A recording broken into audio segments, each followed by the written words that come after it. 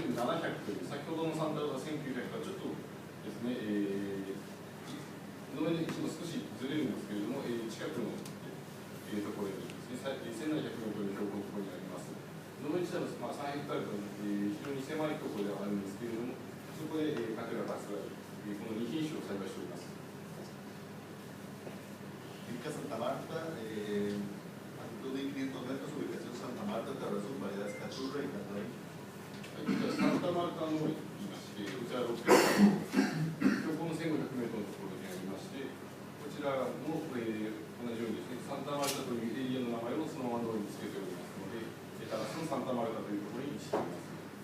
品種なんですけれども、カトラ、カトワイ、この2品種を栽培しております。Finca Santa Rosa de Tarrazú, altitud 1500 metros, ubicación Santa Rosa de Tarrazú, variedades Caturra y Catuay. はい、このエリアですね、もう3つ目のサンタロサが出てきましたので、非常にややこしいんですけれども、サンタロサでタラスモネと言います。面積は4ヘクタールございまして、標高1500メートル。サンタロサ1900、1700と同じタラスのサンタロサエリアにございます。ここでカトラ、カトワイを栽培しております。